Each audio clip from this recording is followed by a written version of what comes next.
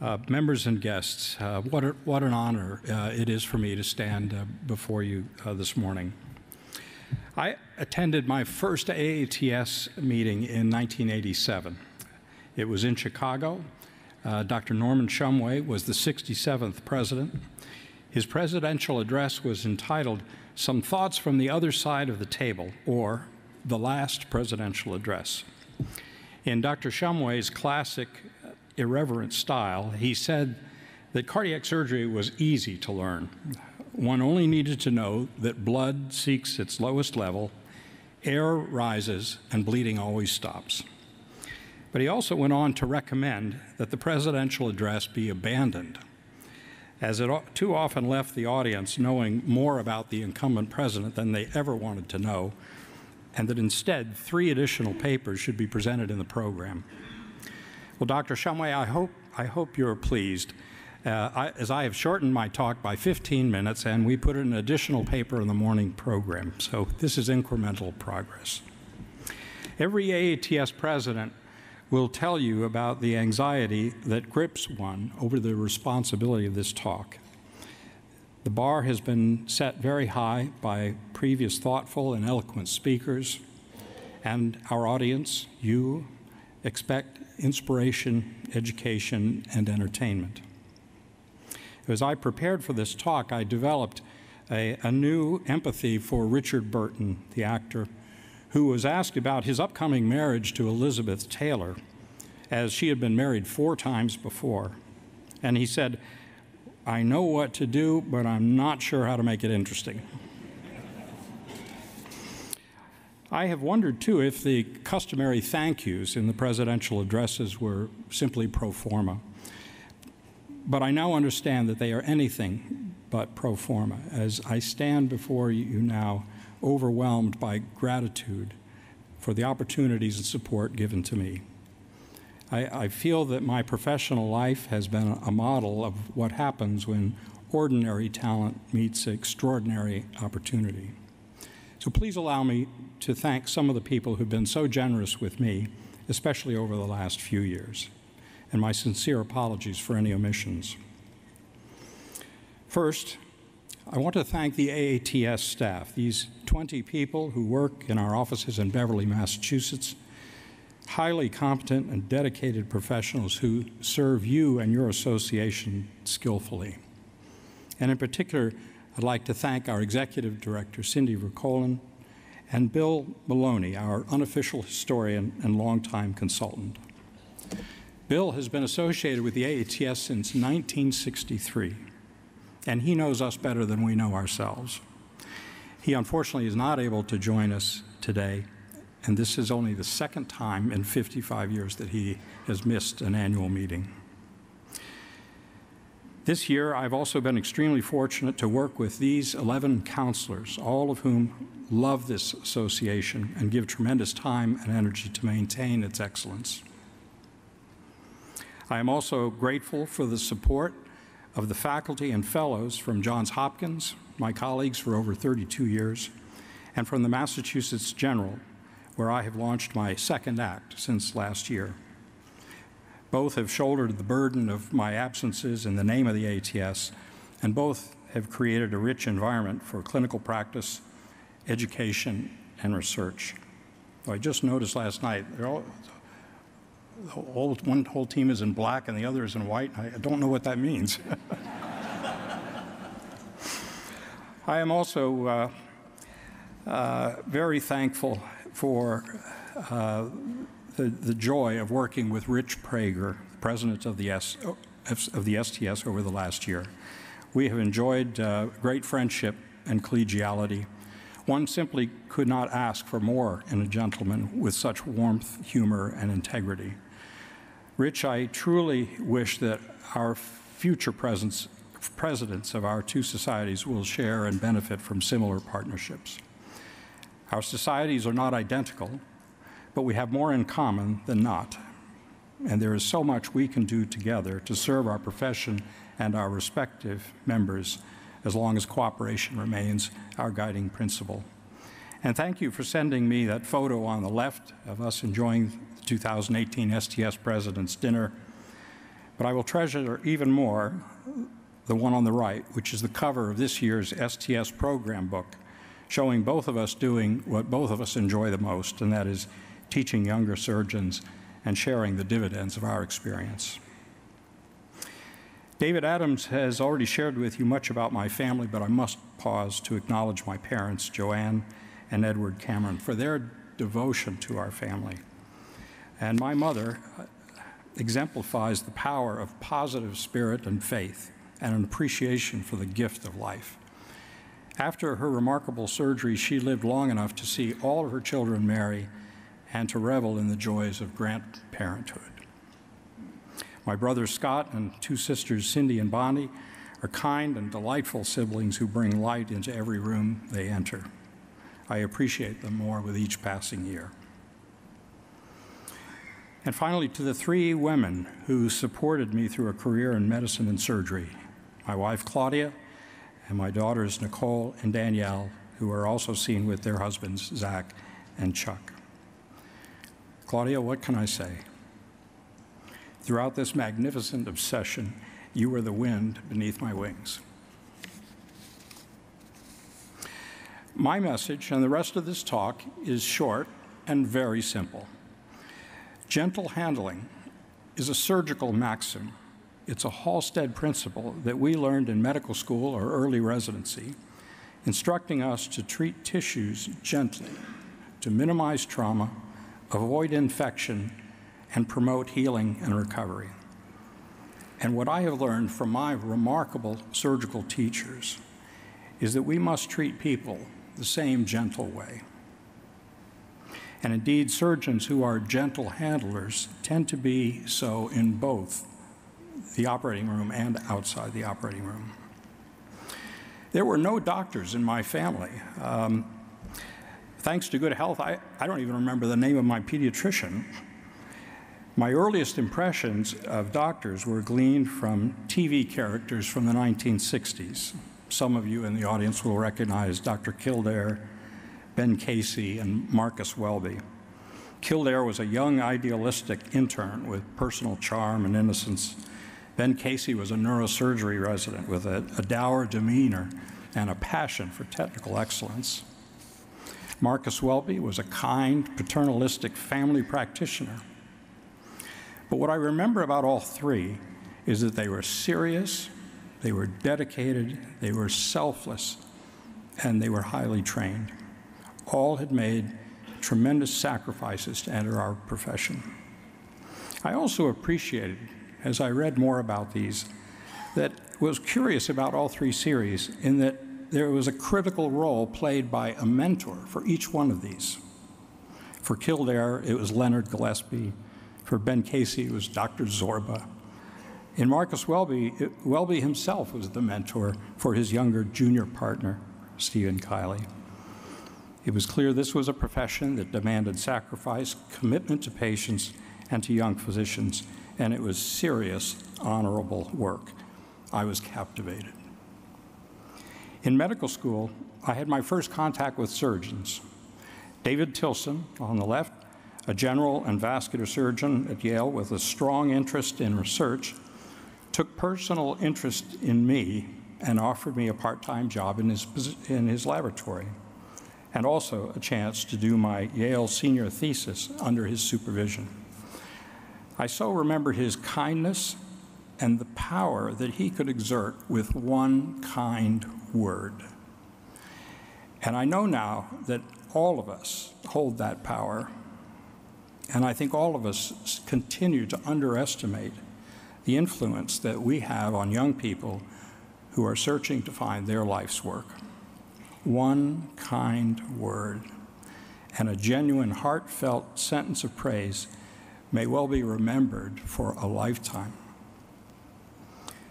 Joe Levi on the right was the University of Miami surgeon who performed my mother's Whipple operation. He gave me more attention than one would ever imagine for a second-year medical student. He allowed me to sit in the surgeon's lounge for the 12-hour operation. He actually brought out the specimen and reviewed it with me, kept me updated on all important steps of her recovery. And most importantly, he showed me how confidence and optimism can provide such hope and sustenance.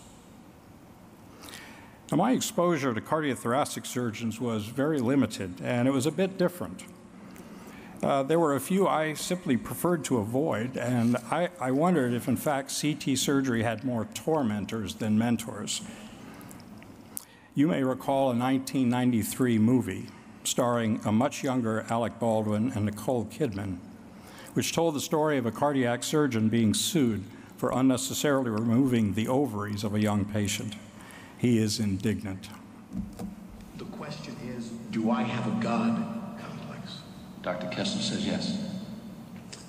Which makes me wonder if this lawyer has any idea as to the kind of grades one has to receive in college to be accepted at a top medical school. If you have the vaguest clue as to how talented someone has to be to lead a surgical team. I have an MD from Harvard. I am board certified in cardiothoracic medicine and trauma surgery. I have been awarded citations from 7 different medical boards in New England, and I am never, ever sick at sea. So I ask you, when someone goes into that chapel and they fall on their knees and they pray to God that their wife doesn't miscarry, or that their daughter doesn't bleed to death, or that their mother doesn't suffer acute neural trauma from post-operative shock, who do you think they're praying to?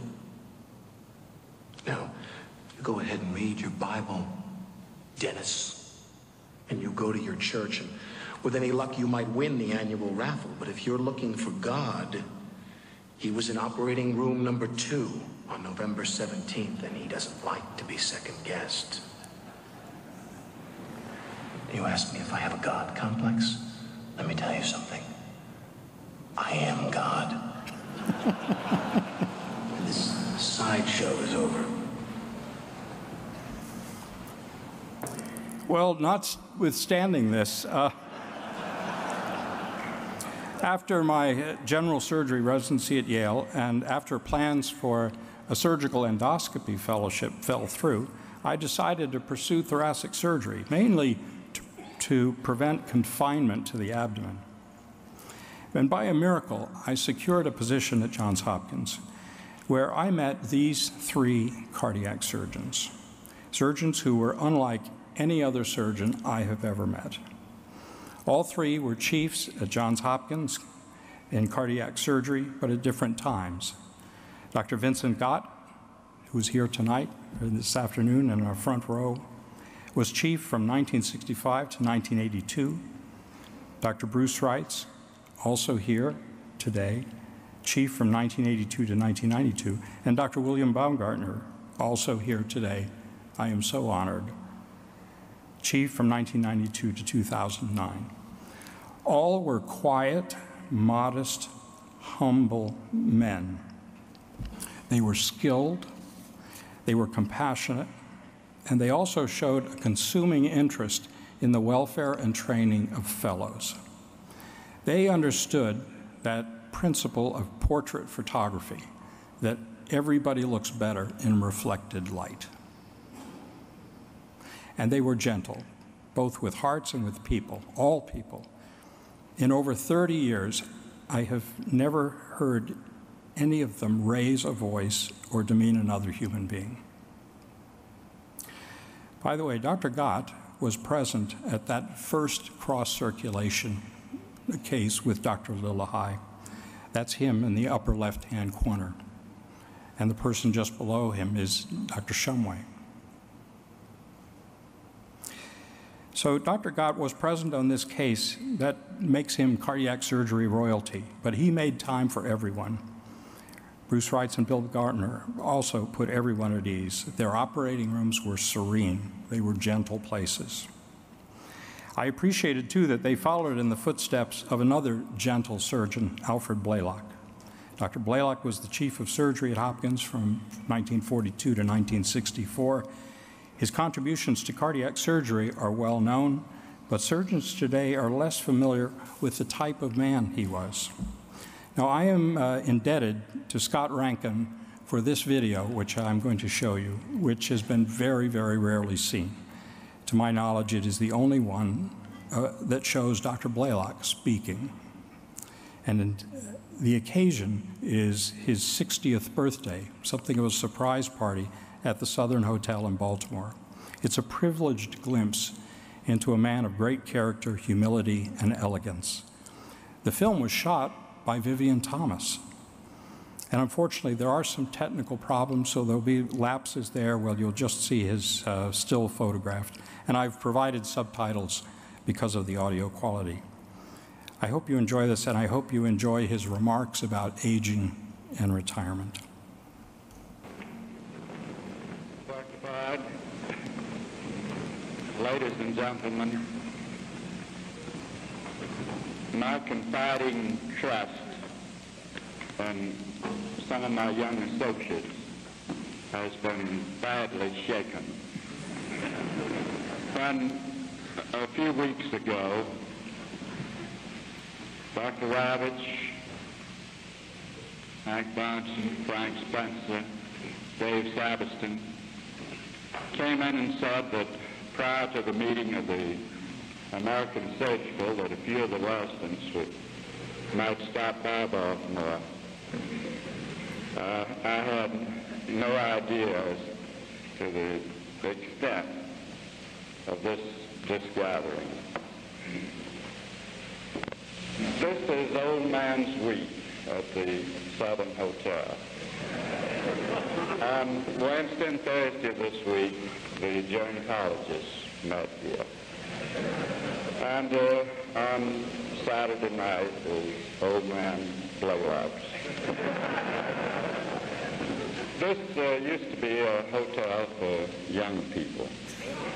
For example, Bill and Frances Reinhardt spent part of their honeymoon here.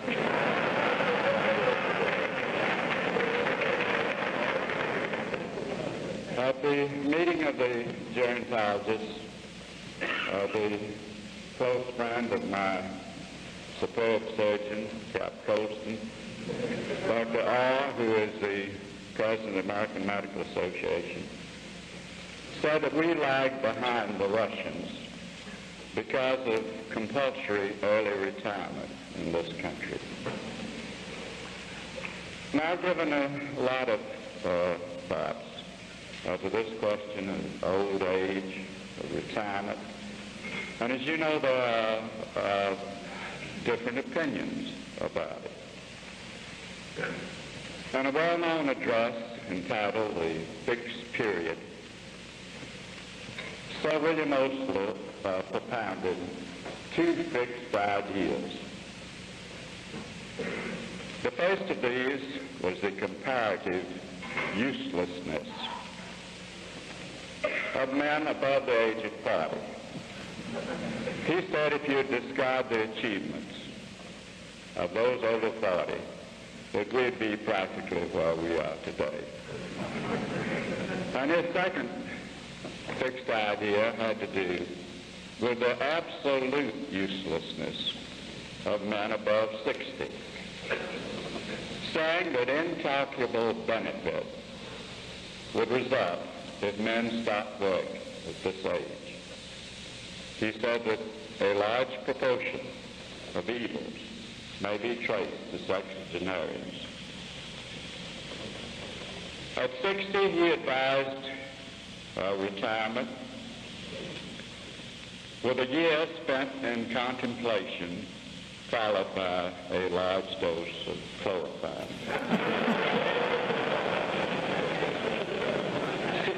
Subsequently, he relented slightly and said that a teacher's life should be divided into three areas: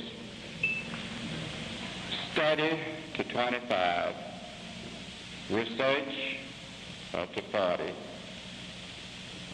profession to 60, and then retirement on a double allowance. I think this latter idea is a particularly good one.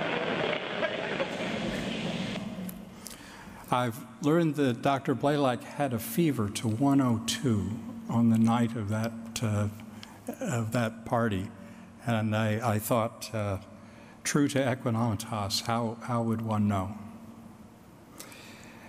These are two very different surgeons, the Alec Baldwin character and Dr. Blalock. But I ask you, who would you want to train you?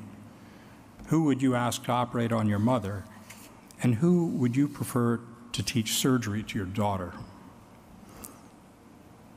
From these observations, I surmise that gentleness is a surgical concept. It applies to tissues and to people, and it creates an environment for the safe practice of medicine and for optimal training. Historically, of course, this wasn't always the case. Surgery in the 19th century, we advance the slide, please. Surgery in the 19th century was usually reserved for life-threatening emergencies. There was no anesthesia. Surgeons had little formal training and little appreciation of scientific principles. The scourges of surgery were pain, hemorrhage, and infection. Technical prowess and speed were the most valued qualities. Many of you are familiar with this frequently cited case involving Robert Liston, a Scottish surgeon known for remarkable speed. He amputated a patient's leg in 2.5 minutes, but the patient died of gangrene. He inadvertently amputated the fingers of an assistant, who also died of gangrene, and a surgical observer, whose coat was slashed, feared he had been pierced as well and died of fright. 300% mortality. Even Florence Nightingale wrote, "There are many physical operations where ceteris paribus, all else being equal, the danger is in a direct ratio to the time the operation lasts, and ceteris paribus, the operator's success will be in direct ratio to his quickness." Some went even further to say that agonal pain and surgery were inseparable. The French surgeon Alfred said the abolishment of pain in surgery is a chimera. It is absurd to go on seeking it. Knife and pain are two words in surgery that must forever be associated in the consciousness of the patient. However, the introduction of general anesthesia by ether inhalation at MGH in 1846 made surgical haste unnecessary and enabled a gentler, more precise surgery. In this first case, an excision of a neck mass. The surgeon, John Collins Warren, a founder of the MGH and of the Harvard Medical School, pronounced, "This is no humbug," and the choreography of surgery was changed forever. William Stewart Halsted also appreciated the importance of gentle handling. He was born in New York, educated at Yale College. He was a mediocre student. In fact, there's no record that he ever checked a book out of the library. But he became interested in medicine late in his college time and matriculated to the College of Physicians and Surgeons, later serving as a house officer at Bellevue. He was keenly interested in the developments in the biological sciences and surgery in Europe, and spent 2 years visiting prominent laboratories and clinics in Europe, after which he returned to New York, where he began his own experiments on wound healing and the use of local anesthetics, and the latter, many of you know, led to his opioid addiction. He was later appointed the first surgeon-in-chief at the newly built Johns Hopkins Hospital and Medical School. In Baltimore, he transitioned from clinical to experimental studies while creating a school of surgery and a new model for surgical training. Among his greatest contributions were the Halsted Principles of wound care, of which gentle handling of tissues in every list is listed as the most important. He saw it as a means to prevent infection and to prevent healing problems. Like Halsted, Blalock, the chief of surgery at Hopkins from 1941 to 1964, paid great attention to operative technique and gentle handling. His legacy of trainees is characterized by a deep, deep devotion to him by his trainees, which I attribute in part to the gentleness, the kindness, and the intensive personal interest that he took in each one of them. His legendary relationship with his African-American assistant, Vivian Thomas, was also marked by a gentleness and a mutual respect. On Thomas's retirement, Dr. Blalock gave Vivian Thomas a potted African violet to allow Thomas to continue nurturing young, growing life, as he would no longer have surgical residents to bring along. This violet remains in the cardiac surgery laboratory at Hopkins today, with many of its cuttings having been replanted and given to our finishing residents and our visiting surgeons and scholars. The affection for Dr. Blalock was evident in the words of David Sabiston after Dr. Blalock's passing. These last visits made deep impressions upon us, for despite his illness and pain, he continued to maintain his gracious attitude, his appreciation, and his loyalty to all of us. As the candle drew dim, and when on September 15th the final day came, all knew that his life had been fully complete, touching a vast number of grateful patients, many admiring students, a group of loyal residents, and a host of warm friends everywhere. Some see conflict between competence and compassion in surgery. This topic fascinated Sir William Osler, who felt there was no incompatibility. He writes with, I think, an uncharacteristic insight into the surgeon's world about these two forces. The love of humanity associated with the love of craft, philanthropia and philotechnia, love of humanity, love of technology, the joy of working joined in each one to a true love of his brother. Finally, on the matter of commitment to excellence and mastery by a compassionate, gentle surgeon, I offer this. Jiro Ono is a 92-year-old sushi chef in Tokyo. He is the highest-ranked sushi chef in the world. He has a modest restaurant below the subway. It seats only 10 people. The waiting list is a year long. His story and the details of his commitment to his craft are clear in a documentary video called Jiro Dreams of Sushi. His dedication to his craft will ring very familiar to you. It was my daughter, Nicole, who saw this video and called me and said, "Dad, you must see this." He's a surgeon. And I want to finish with a short message from Jiro. He does not speak English. It too is subtitled. 自分がやろうと思った仕事、それにもう没頭しなきゃダメです。好きにならなきゃダメです。それ自分の仕事に惚れなきゃダメなんですよ。ただあれがダメこれがダメって言ってたら一生経ってもまともなことはできないと思います。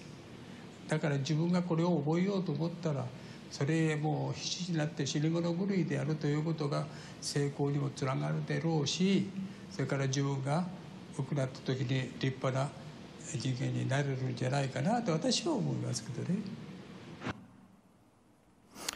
I hope I've been able to convince you of the importance of gentleness in the practice of surgery. For over 100 years, surgery has been moving admirably along this axis, first with the use of anesthesia, then with wound management, and more recently with minimally invasive surgery, training paradigms that are more respectful of family life, and even the development of a language of caring. This should not be seen as softening of surgeons or the loss of strength. We are not at war with disease and aging. Some will say that this is nothing more than the golden rule, and they may be right. We are honorable men and women with tremendous capacity to affect every heart and every life we touch. May we do so with respect and with gentleness. Thank you. It has been the honor of my life to be your president this past year. My very best to all of you.